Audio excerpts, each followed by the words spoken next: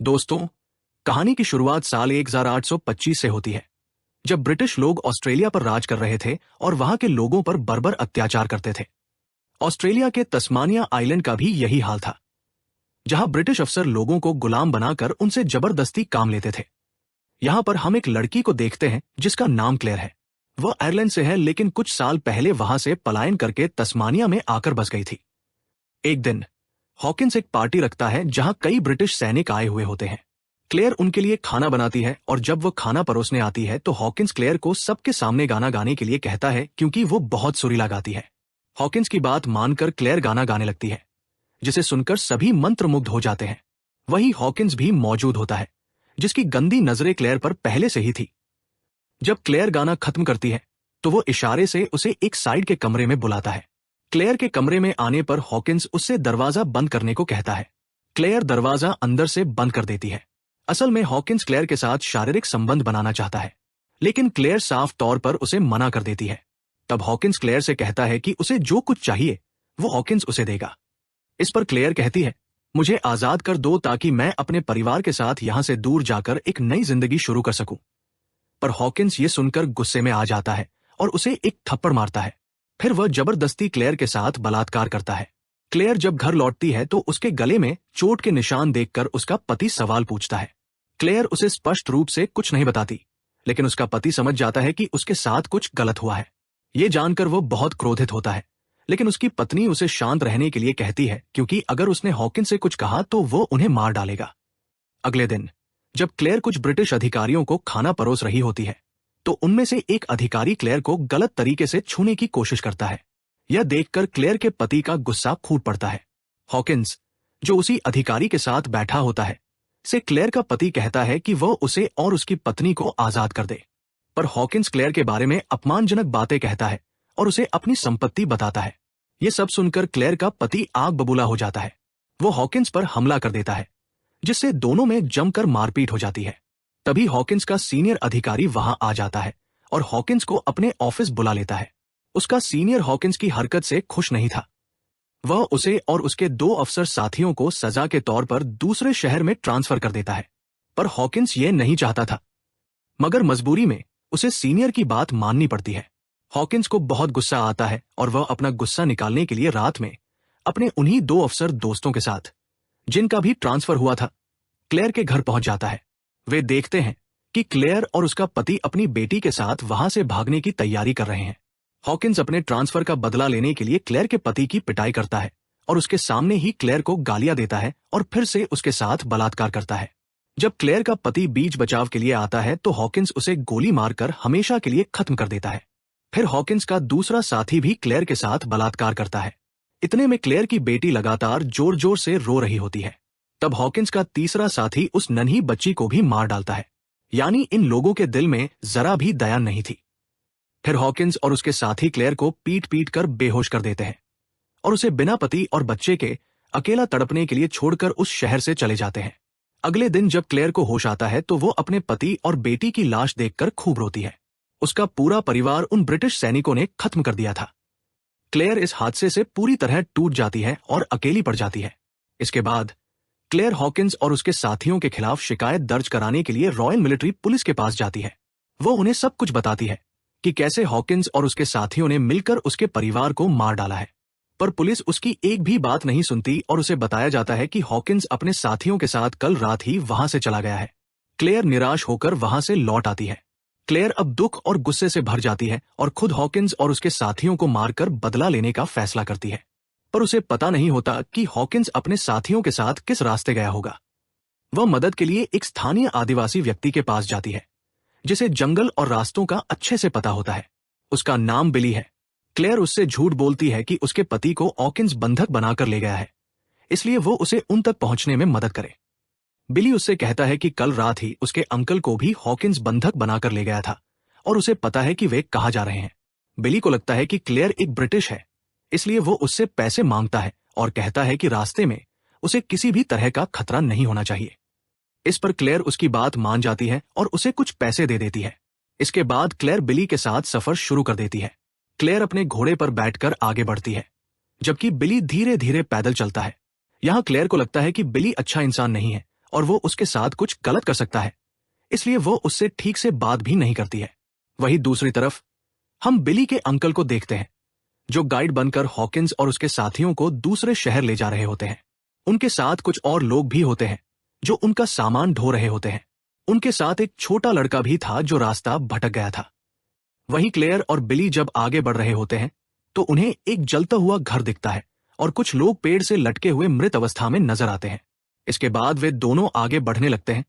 तभी उन्हें एक आदमी दिखता है जो बिली को देखकर उस पर बंदूक तान देता है। दरअसल गोरे लोग काले लोगों को देखना पसंद नहीं करते थे और उन्हें नीचा समझते थे।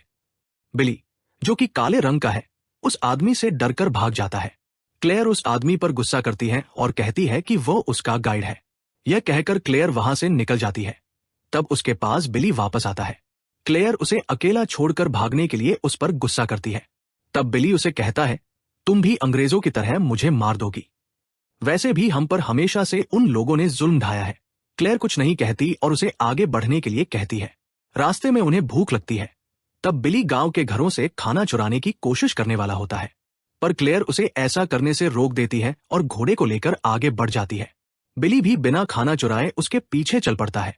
जंगल के रास्ते बढ़ते हुए क्लेयर को कई कठिनाइयों का सामना करना पड़ता है। कभी उसके पैर में कीड़े काट लेते हैं, तो कभी उसे बिना कुछ खाए ही सफर करना पड़ता है। इसी दौरान बिली को हॉकिंस और उसके साथियों के पैरों के निशान दिखते हैं। वो क्लेयर को बताता है कि वे लोग इसी तरफ गए हैं, इसलिए वे अब तेजी से उस ओर बढ़ने लगते हैं। इधर जंगल में एक आदिवासी महिला अपनी बच्ची के साथ अकेली होती है। तभी हॉकिंस और उसके साथी उसे पकड़ लेते हैं। महिला गिड़गिड़ाकर कहती है, मेरी बच्ची अकेली है, प्लीज मुझे छोड़ दो। पर वे पहले उस महिला के साथ बलात्कार करते हैं और फिर उसे बंधक बनाकर अपने साथ ले जाते हैं। वहीं क्लेयर और बिली आगे बढ़ते हुए एक नदी के किनारे पहुंचते हैं, लेकिन नदी का बहाव बहुत तेज होता है, जिससे उसे पार करना बेहद मुश्किल हो जाता है। हालांकि इस रास्ते से जाने पर वे जल्दी हॉकिंस तक पहुंच सकते हैं।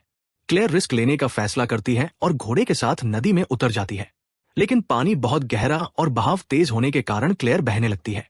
बिली तुरंत नदी में कूदता है और किसी तरह क्लेयर को बचाकर बाहर निकालता है। घोड़ा भी बहकर किनारे आ जाता है। रात में बिली अपने बारे में क्लेयर को बताता है कि उसका भी परिवार ब्रिटिश लोगों के जुल्म का शिकार हुआ था। अब दोनों को ही ब्रिटिश लोगों ने जख्म दिए थे। दोनों एक दूसरे को समझने लगते हैं और उनके बीच दोस्ती हो जाती है। अगली सुबह उस आदिवासी महिला के लोग उसे ढूंढते हुए हॉकिंस और उसके साथियों के पास पहुंचते हैं। वे हॉकिंस के एक दोस्त पर हमला करके उसे घायल कर देते हैं। गुस्से में हॉकिंस उस आदिवासी महिला को गोली मार देता है।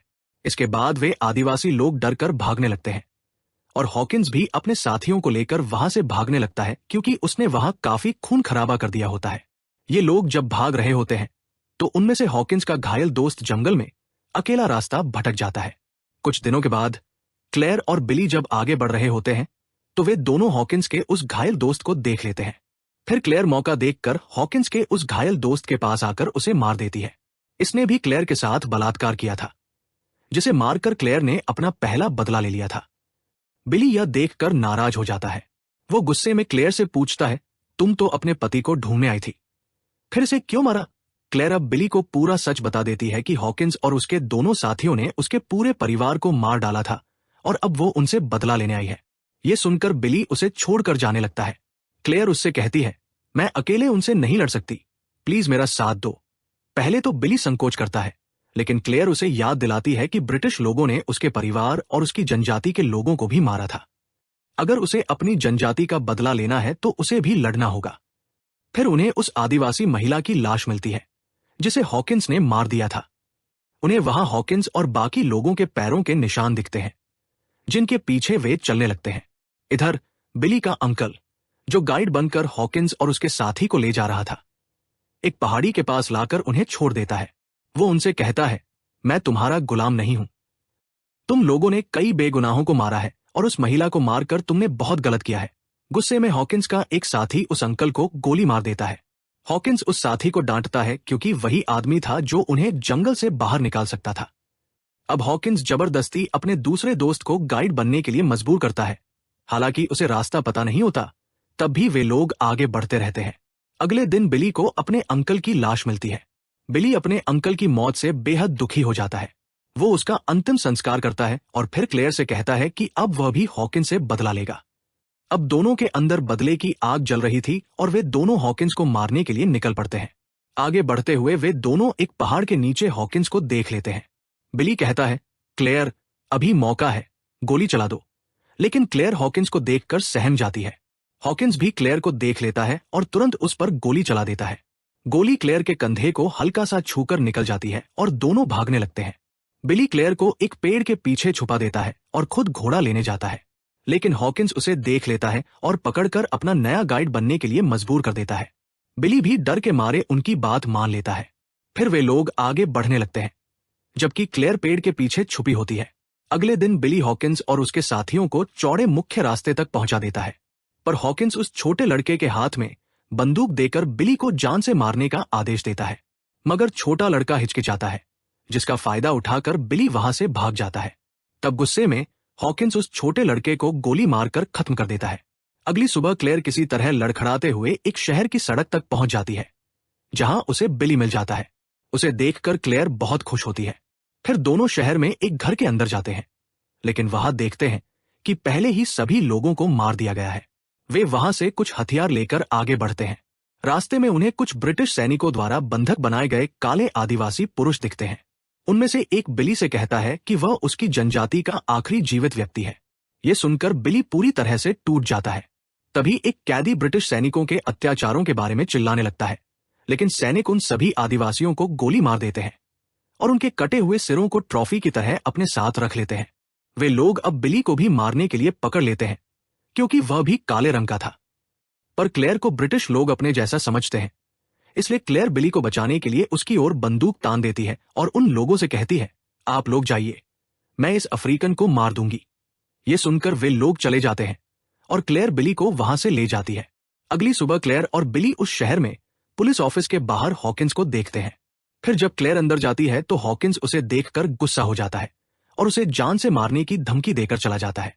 क्लेयर उसके पीछे जाती है और एक कमरे में कई ब्रिटिश अधिकारियों के सामने हॉकिंस के सभी गुनाहों को उजागर कर देती है। वह बताती है कि कैसे हॉकिंस ने उसके परिवार को खत्म कर दिया। ये सब छुपकर बिली भी देख रहा होता है। हॉकिंस गुस्से में आकर क्लेयर को थप्पड़ मारता है और कहता है कि वो झूठ बोल रही है और अगर उसके पास कोई सबूत है तो वह दिखाए।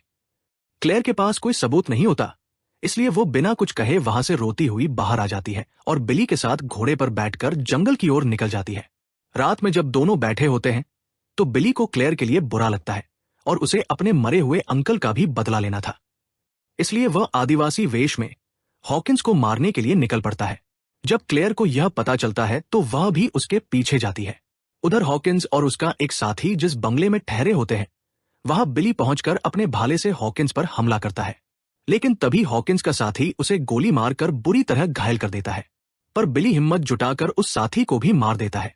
ये वही दोनों होते हैं जिन्होंने क्लेयर के साथ बलात्कार किया था।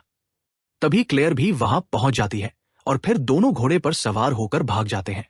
वे एक समुद्र तट पर पहुंचते हैं और अब तक सुबह भी हो चुकी होती है। बिली खुशी से नाश्ता करता है और गाता है। क्लेयर भी आयरिश भाषा में गीत गाती है और दोनों सूर्योदय को निहारते हैं। इसी के साथ फिल्म खत्म हो जाती है। दोस्तों, आपने वीडियो को अंत तक देखा, इसके लिए बहुत बहुत धन्यवाद। वीडियो अच्छी लगी हो तो लाइक और शेयर करें